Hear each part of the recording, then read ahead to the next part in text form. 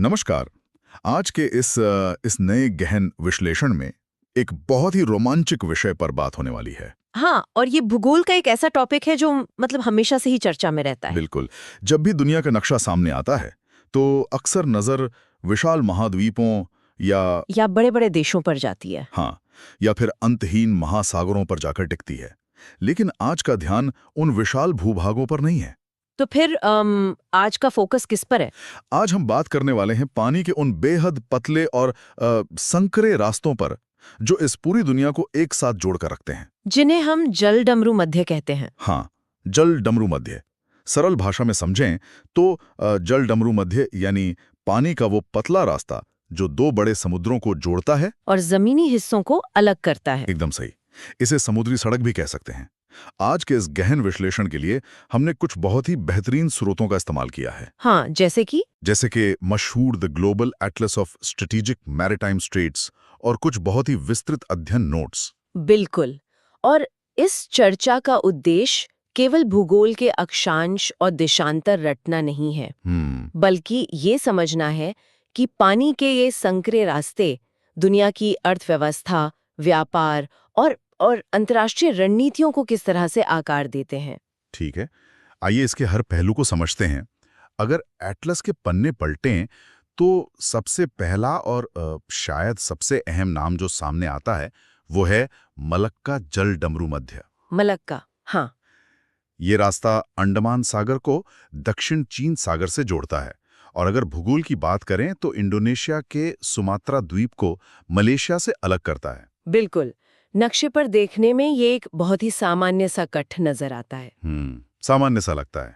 लेकिन यहाँ जो सबसे आकर्षक बात है वो ये है कि इस पतले से रास्ते का कोई आसान भौगोलिक विकल्प मौजूद ही नहीं है। मतलब कोई शॉर्टकट नहीं है? नहीं, इसे दुनिया का सबसे व्यस्त व्यापारिक जलमार्ग माना जाता है और दस्तावेजों के अनुसार ये भारत के व्यापार की लाइफलाइन भी है। लाइफलाइन? सोचने वाली बात है कि एक संकरा सा रास्ता पूरे देश के व्यापार को कैसे चला रहा है। हर साल करीब 1 लाख से ज्यादा विशालकाय मालवाहक जहाज इस जलमार्ग को पार करते हैं। दुनिया भर का लगभग 1/4 समुद्री व्यापार अकेले इसी रास्ते से होकर गुजरता है। 1/4 व्यापार? हाँ, अगर कोई जहाज यूरोप या मध्य पूर्व से निकलकर चीन या जापान जा रहा है तो सबसे किफायती रास्ता यही है। ये निर्भरता थोड़ी डराने वाली भी लगती है कि इतने सारे देशों की अर्थव्यवस्था एक ही संकरे रास्ते की मोहताज है। एकदम सही बात है। व्यापार से आगे बढ़कर अगर ऊर्जा और ईंधन की बात करें तो मध्य पूर्व का एक और रास्ता सीधे तौर पर ध्यान खींचता है। आप हॉर्मुज जल डमरू मध्य की बात कर रहे हैं ना? बिल्कुल, हॉर्मुज जल डमरू मध्य।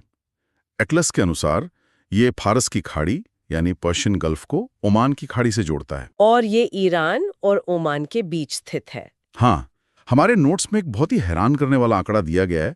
पूरी दुनिया का लगभग 20 से 30% कच्चा तेल यानी क्रूड ऑयल, बाप रे, 30%? हाँ, सिर्फ इसी एक संकरे रास्ते से होकर गुजरता है। इसे ऑयल लाइफलाइन कहा जाता है। ये बहुत बड़ा आंकड़ा है। लेकिन इसकी भौगोलिक बनावट इसे इतना खास कैसे बनाती है? देखिए, हॉर्मुज की भौगोलिक बनावट ही इसकी सबसे बड़ी ताकत और सबसे बड़ी कमजोरी दोनों है।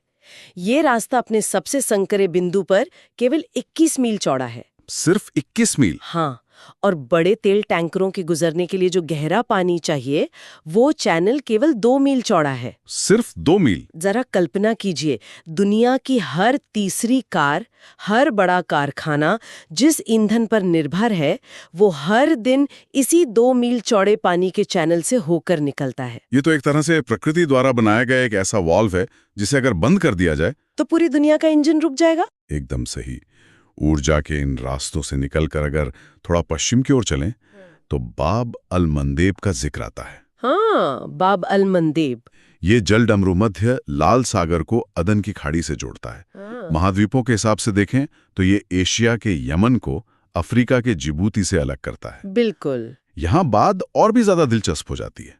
इस भौगोलिक रास्ते को इतिहास में आंसुओं का द्वार या गेट ऑफ टीयर्स का उपनाम दिया गया है। हाँ, गेट ऑफ टीयर्स। आमतौर पर तो भौगोलिक स्थानों के नाम इतने डरावने नहीं होते।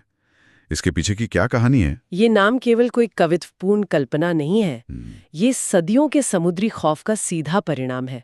पुराने जमाने में जब जहाज हवा के भरोसे चलते थे तब इस इलाके का नेविगेशन दुनिया के सबसे खतरनाक कामों में से एक माना जाता था। यहाँ पानी के भीतर छिपी हुई नुकीली चट्टानें हैं। संकरे रास्ते को पार करने की कोशिश में जल समाधि ले ली थी। ये सच में खौफनाक है। उन्हीं डूबने वाले नाविकों के परिवारों के दुख के कारण इसे आंसुओं का द्वार कहा गया। इतिहास का यह पहलू सच में सोचने पर मजबूर कर देता है कि पहले के नाविकों ने कितनी बड़ी कीमतें चुकाई हैं। चलिए अब आंसुओं के द्वार से निकलकर एक और बेहद मशहूर जलसंधि की ओर मुड़ते हैं, जिब्राल्टर जलडमरू मध्य की तरफ। हाँ बिल्कुल, यह महाद्वीपों को बांटने वाली प्राकृतिक सीमा की तरह काम करता है। यह विशाल अटलांटिक महासागर को भूमध्य सागर यानी मेडिटेरेनियन सी से जोड़ता है और जमीन पर ये यूरोप के स्पेन को अफ्रीका के मोरक्को से अलग करता है। एकदम सही। नोट्स में इसे भूमध्य सागर की कुंजी या की टू द मेडिटेरेनियन कहा गया है। यह उपनाम इसके सामरिक महत्व को कैसे दर्शाता है? अगर जिब्राल्टर के इतिहास को देखें तो ये उपनाम बिल्कुल सटीक बैठता है। ये रास्ता अपने सबसे पतले हिस्से में मुश्किल से 14 किलोमीटर चौड़ा है। सिर्फ 14 किलोमीटर? हाँ, एक साफ दिन में स्पेन के किनारे खड़े होकर अफ्रीका की पहाड़ियां देखी जा सकती हैं। अगर किसी भी जहाज को अटलांटिक महासागर से भूमध्य सागर में प्रवेश करना है तो उसे इसी दरवाजे से गुजरना होगा। मतलब कोई और रास्ता है ही नहीं? बिल्कुल नहीं। इसीलिए सदियों तक स्पेन, फ्रांस और ब्रिटेन के बीच इस कुंजी पर नियंत्रण के लिए युद्ध हुए हैं। जिसने भी इसे नियंत्रित किया उसने भूमध्य सागर के पूरे व्यापारिक साम्राज्य को नियंत्रित किया। ये भू राजनीति का एक अद्भुत उदाहरण है। 14 किलोमीटर की दूरी पूरे एक सागर का भविष्य तय करती है। बिल्कुल। अब इस गर्म भूमध्य सागर से बहुत दूर नक्शे के सबसे ऊपरी और बर्फीली हिस्से की ओर रुख करते हैं। यहाँ बात हो रही है बेरिंग जलडमरू मध्य की। बेरिंग स्ट्रेट ये बहुत ही खास है। हाँ, ये आर्कटिक सागर को प्रशांत महासागर से जोड़ता है और दुनिया की दो सबसे बड़ी महाशक्तियों को आमने सामने लाता है, रूस और अमेरिका। बिल्कुल। एशिया में रूस को और उत्तरी अमेरिका में अलास्का को अलग करता है। तो क्या ये सिर्फ एक ठंडी और सुनसान जलसंधि है या इसका कोई और महत्व भी है? अगर हम इसे व्यापक नजरिए से जोड़ के देखें तो बेरिंग जलडमरू मध्य सिर्फ 2 महाद्वीपों को अलग करने वाली पानी की लकीर नहीं है। अच्छा। ये समय और मानव इतिहास का एक बहुत बड़ा जंक्शन है। इस रास्ते के बारे में सबसे बड़ा आहा मोमेंट ये है कि अंतर्राष्ट्रीय तिथि रेखा, इंटरनेशनल डेटलाइन, हाँ, इंटरनेशनल डेटलाइन बिल्कुल इसी रास्ते के बीच से होकर गुजरती है। इसका मतलब ये है कि अगर कोई इस पानी के रास्ते के बीच में खड़ा है तो उसके एक तरफ आज का दिन है और दूसरी तरफ कल का दिन। ये तो टाइम ट्रेवल जैसा हो गया। बिल्कुल। यहाँ रूस और अमेरिका के 2 छोटे द्वीप हैं, बिग डायोमीड और लिटिल डायोमीड। वे एक दूसरे से केवल कुछ किलोमीटर दूर हैं, लेकिन उनके बीच समय का पूरा एक दिन का अंतर है। कमाल की बात है। और इसके अलावा हिमयुग के दौरान जब समुद्र का जल स्तर कम था तब इसी जगह पर बर्फ का एक पुल बन गया था जिससे इंसानों ने पहली बार एशिया से उत्तरी अमेरिका में प्रवेश किया था। ये कल्पना करना ही रोमांचक है कि समय को बांटने वाली एक अदृश्य दीवार पानी के संकरे रास्ते से गुजरती है। एग्जैक्टली। एकदम सही बात है। अब महाद्वीपीय सीमाओं की ही बात चल रही है तो एशिया के उस हिस्से पर नजर डालते हैं जो सबसे ज्यादा सुर्खियों में रहता है, ताइवान जलडमरू मध्य। बिल्कुल, ताइवान जलडमरू मध्य। यह चीन की मुख्य भूमि को ताइवान द्वीप से अलग करता है और दक्षिण चीन सागर को पूर्वी चीन सागर के साथ जोड़ता है। यहाँ पर एक बात स्पष्ट करना बहुत जरूरी है, इन अध्ययन सामग्री और एटलस में ताइवान जलडमरू मध्य को दुनिया के सबसे तनावपूर्ण और सामरिक रूप से संवेदनशील इलाकों में से एक बताया गया है। हाँ, ये सच है। लेकिन दस्तावेजों के आधार पर इस चर्चा में हम किसी भी राजनीतिक विचारधारा, वामपंथी या दक्षिणपंथी पक्ष का समर्थन नहीं कर रहे हैं, न ही कोई राजनीतिक रुख अपना रहे हैं। हमारा उद्देश्य केवल उन भू राजनीतिक और भौगोलिक तथ्यों को निष्पक्ष रूप से सामने रखना है जो इन मूल दस्तावेजों में दर्ज हैं। ये स्पष्टीकरण बहुत जरूरी था। तो इस निष्पक्ष भौगोलिक और आर्थिक दृष्टिकोण से देखा जाए तो ये जलमार्ग इतना क्रिटिकल क्यों माना जाता है? अगर केवल तथ्यों और अर्थशास्त्र पर ध्यान केंद्रित करें तो ताइवान जलडमरू मध्य की संवेदनशीलता के पीछे सबसे बड़ा कारण वैश्विक आपूर्ति श्रृंखला या सप्लाई चेन है। सप्लाई चेन ये पानी का वह रास्ता है जहां से दुनिया के सबसे उन्नत माइक्रोचिप्स और सेमीकंडक्टर्स का निर्यात होता है। आज के स्मार्टफोन, लैपटॉप से लेकर आधुनिक कारों तक में जो तकनीक इस्तेमाल होती है, उसका एक बहुत बड़ा हिस्सा इसी क्षेत्र से होकर पूरी दुनिया में पहुंचता है। मतलब पूरी आधुनिक दुनिया इस पे टिकी है। बिल्कुल। जापान और दक्षिण कोरिया जैसे बड़े औद्योगिक देशों की ऊर्जा और माल ढुलाई का एक बड़ा हिस्सा इसी रास्ते से होके गुजरता है। यहाँ पानी के भीतर महत्वपूर्ण इंटरनेट केबल भी बिछे हुए हैं। तो यहाँ कोई भी रुकावट पूरी दुनिया के तकनीकी उद्योगों को रोक सकती है। पलक झपकते ही। ये काफी गहरी बात है। अब इस गहन विश्लेषण के अगले हिस्से की ओर चलते हैं, जहां हम उन जलडमरू मध्यों की बात करेंगे जो महत्वपूर्ण प्रवेश द्वार हैं। प्रवेश द्वार जैसे तुर्की के जलमार्ग। एकदम सही पकड़ा आपने। तुर्की का नाम यहाँ सबसे पहले आता है, जहां एक नहीं बल्कि दो बेहद खास जलडमरू मध्य मौजूद हैं, बॉस्फोरस और डार्डानेल्स। हाँ, बॉस्फोरस और डार्डानेल्स। सबसे पहले बॉस्फोरस की बात करते हैं, जो काला सागर यानी ब्लैक सी को मरमरा सागर से जोड़ता है। इसकी सबसे हैरान करने वाली खासियत यह है कि ये इस्तांबुल शहर को बिल्कुल बीच से दो हिस्सों में चीर देता है, जिसका एक हिस्सा यूरोप में है और दूसरा एशिया में। बिल्कुल सही। बॉस्फोरस की स्थिति सच में दुनिया में सबसे अनोखी है। एक तथ्य जो हमेशा चकित करता है वो ये है कि बॉस्फोरस अंतर्राष्ट्रीय नेविगेशन के लिए इस्तेमाल होने वाला दुनिया का सबसे संकरा जल डमरू मध्य है। सबसे संकरा? हाँ, इसकी चौड़ाई कुछ जगहों पर 700 मीटर से भी कम है। 700 मीटर? जरा सोचिए, लाखों टन तेल या खतरनाक रसायन लेकर जाने वाले विशालकाय कमर्शियल जहाज एक घनी आबादी वाले शहर के बिल्कुल बीच से लोगों के घरों की खिड़कियों के इतने करीब से होकर गुजर रहे हैं। ये तो किसी सस्पेंस फिल्म के सीन जैसा लगता है। नेविगेशन के लिहाज से ये बेहद जटिल है। इसके बाद डार्डानेल्स आता है, जो उसी मरमरा सागर को आगे ले जाकर एजियन सागर से जोड़ता है। तो ये दोनों मिलकर एक श्रृंखला बनाते हैं। बिल्कुल। अगर रूस या यूक्रेन जैसे देशों को काला सागर से निकलकर खुले महासागरों तक पहुंचना है, तो उन्हें इस्तांबुल के बीच से गुजरने वाले इसी संकरे रास्ते पर निर्भर रहना पड़ता है। ये एक प्राकृतिक बॉटलनेक है। तुर्की के इन रास्तों से निकलकर अब यूरोप के एक ऐसे जलमार्ग पर आते हैं जिसका इतिहास बहुत ही गहरा है, डोवर जल डमरू मध्य। डोवर, ये भी बहुत महत्वपूर्ण है। ये इंग्लिश चैनल को उत्तरी सागर यानी नॉर्थ सी से जोड़ता है और इंग्लैंड को मुख्य भूमि यूरोप के फ्रांस से अलग करता है। अक्सर चर्चाओं में इसके व्यापारिक महत्व को बहुत संक्षेप में समेट दिया जाता है, लेकिन इसके ऐतिहासिक प्रभाव बहुत बड़े हैं। बिल्कुल, डोवर को नजरअंदाज नहीं किया जा सकता। ये दुनिया के सबसे व्यस्त शिपिंग लेन्स में से एक है। हर दिन सैकड़ों मालवाहक जहाज, यात्री फेरीज और क्रूज लाइनर इस रास्ते से गुजरते हैं। ऐतिहासिक रूप से देखा जाए तो ये पानी की वही पतली खाई है जिसने सदियों तक ब्रिटेन को यूरोप के जमीनी हमलों से बचाए रखा है। एक प्राकृतिक ढाल की तरह। एकदम। चाहे वो नेपोलियन का समय हो या द्वितीय विश्व युद्ध, इसी जलडमरू मध्य ने ब्रिटेन की रक्षा की।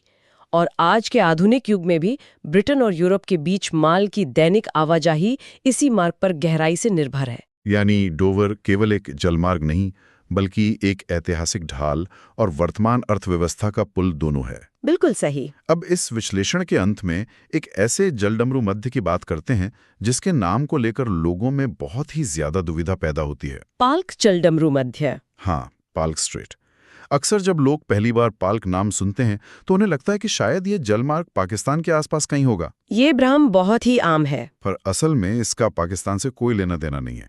ये भारत के तमिलनाडु राज्य और श्रीलंका के बीच मौजूद है और मन्नार की खाड़ी को बंगाल की खाड़ी से जोड़ता है। इस भौगोलिक भ्रम के अलावा इस जलमार्ग की क्या विशेषताएं हैं? देखिए, पाल्क नाम असल में 18वीं सदी के एक ब्रिटिश अधिकारी रॉबर्ट पाल्क के नाम पर रखा गया था, जो उस समय मद्रास के गवर्नर थे। अच्छा, तो ये वजह है नाम की। हाँ, और भौगोलिक रूप से देखा जाए तो पाल्क जल डमरू मध्य मलक्का या जिब्राल्टर जैसे मार्गों से काफी अलग है। ये जल मार्ग बहुत ही उथला है, यानी यहाँ पानी की गहराई बहुत कम है। गहराई कम है। ऐतिहासिक राम सेतु, जिसे एडम्स ब्रिज भी कहा जाता है, इसी क्षेत्र में स्थित है।